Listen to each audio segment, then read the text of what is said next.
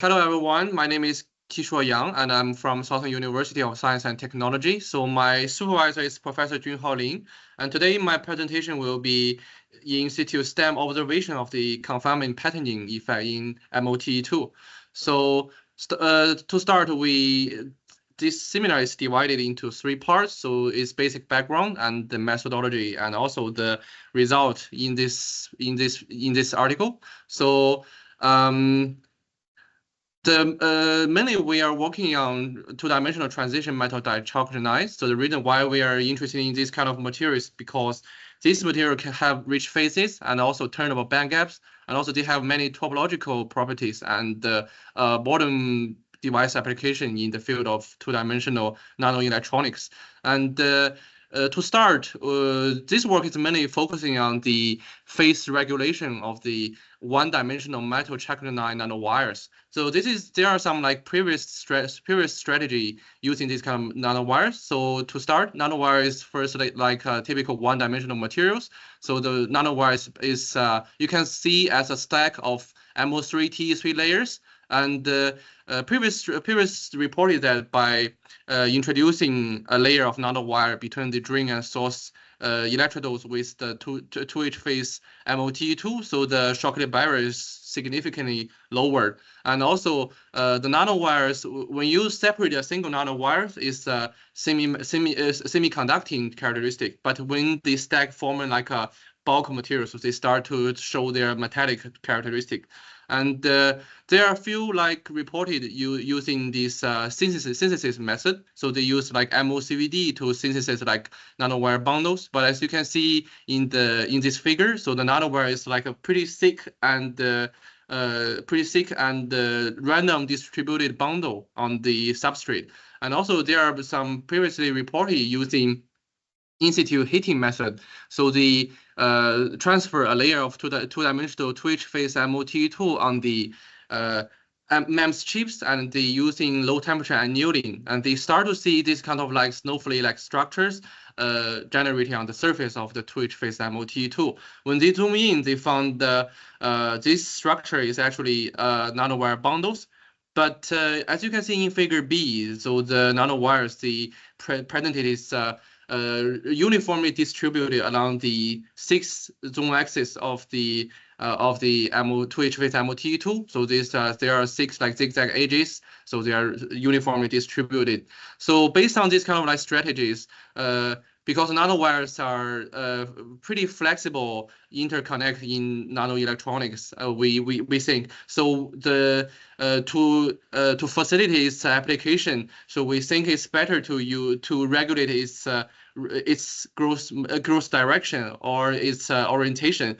So this is our starting point. So also, we can use this kind of like electron beam lithography, this kind of like nano beam modification. So we use the focused stem beam. So we drill the hole on the surface of the twitch phase MoTe2. They also can form these kind of nanowires. So the basic methodology we use is use the STEM Z contrast imaging, and also the electrothermal type of the protochips holder. And so we use this electric thermal holder. So we transfer our sample onto the chips. And to start, so I think the most interesting part of this work is that we use a total different transfer method to fabricate our sample. So usually when we do MEMS chips experiment, we turn to use FIB, the focus ion beam, to cut a cross-sectional sample and to transfer it onto the imaging zone on the chips. But in our work, we start from using the two-dimensional dry transfer method. So we use a glass slide and use the PDMS microdome, and we cover it with the polycarbonate layers as a sacrificial layer. So this layer is you can adjust its viscosity by changing its temperature. So we start from heating up the substrate, and we use the PC film to sequentially stacking graphite and MoTe2 and graphite to form 3 layers of heterostructure. And then we slowly transfer, slowly like bring the cantilever into contact with the MEMS chips, and we very carefully separate these two sacrificial layer by increasing the substrate temperature to around 200 degrees, and then the PC film together with the head structure will be dropped down onto the surface of the MEMS chip. So this is like a pretty challenging process because the MEMS chip is pretty fragile. If you press it too hard, the chip will totally break up. And then this is our like schematic of our result.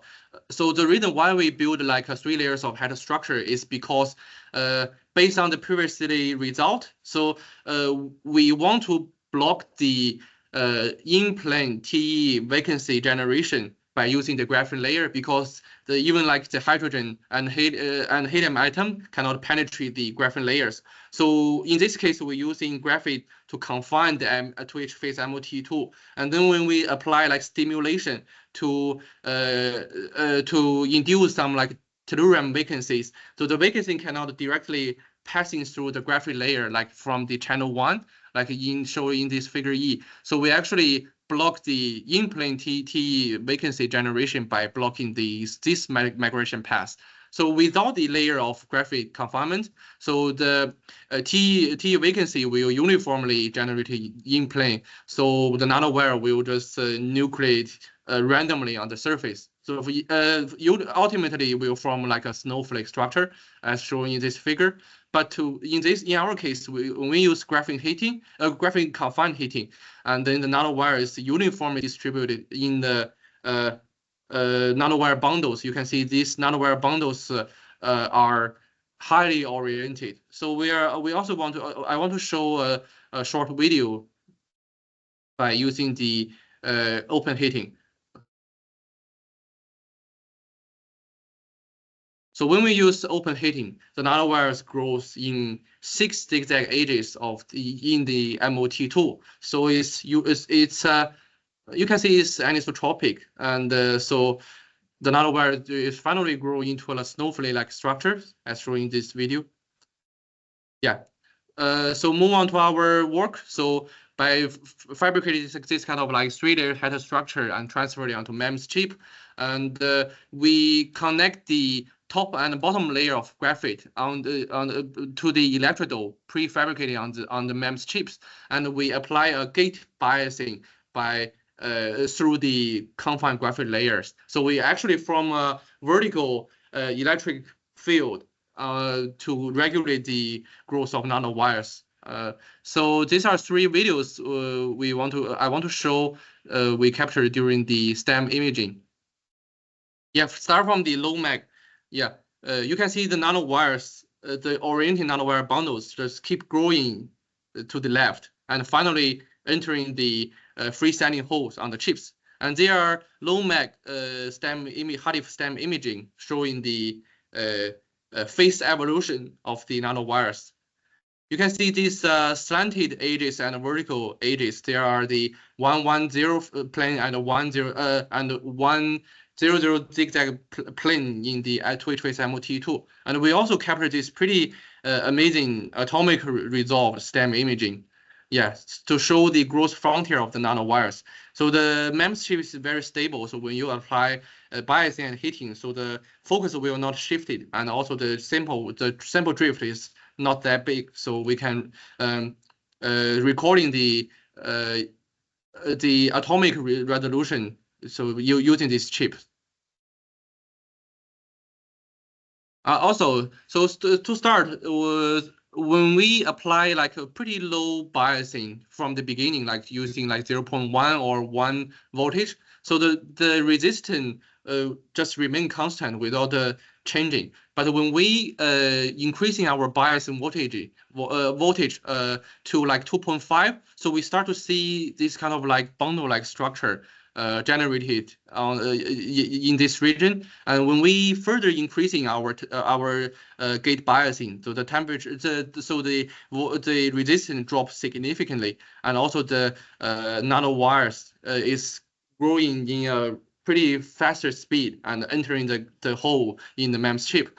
And also we perform like a cross-sectional FIB on the chip. This is also pretty challenging, and we acquired this pretty amazing cross-sectional STEM imaging. You can see the graphite is fully confined of the 2H MoTe2, and in the fully converted region, the oriented nanowire bundle, the cross-sectional view of the nanowire bundle is presented. And you can see this pretty sharp atomic resolve imaging. And so this imaging confirms the sharp and fully transition from 2H phase MoTe2 into one-dimensional oriented nanowires. Yeah, this is like a snapshot from the previous shown video, and we found that the growth was initiated at the confined graphite edge because at this region, so the MoTe2 is fully confined by graphite, so the tellurium will just escape in the sideway, and the nanowire will just keep going along the zigzag edge in the MoTe2, as you can see in figure E. So it's aligned with it's a 100 plane, which is a zigzag edge appear on the 2H phase MoTe2. And so to conclude, we regulate the nucleation point at the of the nanowires to the edge, and also we have a very sharp phase boundary between these two phases, and we also acquire pretty amazing atomic resolve STEM movies. And because when we apply biasing, the resistance is not that high, so we anticipate that whether it's Joule-heating or it's biasing, it just regulate the growth of nanowires. So we perform like no biasing, just confined heating, and compare with previously the electric biasing case. So we found that in the confined heating case, the nanowire is also like grow in a oriented manner, but the differences between these two experiments is that the phase overlapping region appear in the confined heating, as you can see in figure E. So in this region, as marked by black arrows, so the MoTe2 actually overlap with the nanowires. So we think that the confinement effect is a key point to regulate the growth, but the biasing case may generate a more sharp or more intense heating located at the boundary region. So that's the reason why we can see atomic sharp phase boundary between these two phases in the biasing case. And we also perform some DFT calculation. You can see we artificially remove 50% tellurium in MoTe2, and then we connect it with a single nanowire. So we perform like heating, and using DFT calculation, we found the nanowires just keep growing in the zigzag edges, and also the remaining MoTe2 just squeeze into a new nanowires. And also we, as I described before, so we want to see how we regulate the nanowire growth by regulate the migration path of tellurium. So the conclusion, I will not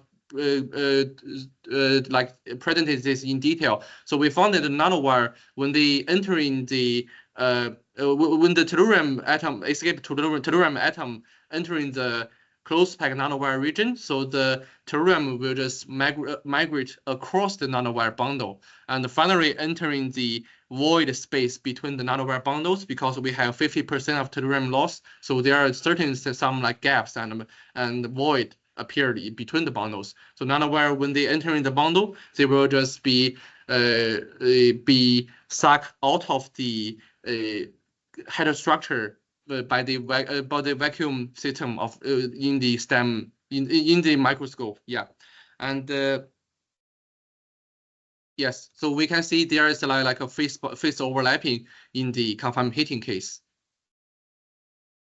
And finally, we using this kind of strategy to fabricate several devices, and we confirm the metallic transport and also a very low contact resistance between the metal electrode with the MO66 nanowires, and also we use the previously introduced confinement strategy to fabricate this kind of like FET devices by introducing the nanowires between graphite electrode and the MoTe2. So the results show that the Shockley barrier is significantly lower. So the Shockley barrier is 11.5 million electron voltage, and also the contact resistance with the metal electrode is 43.7.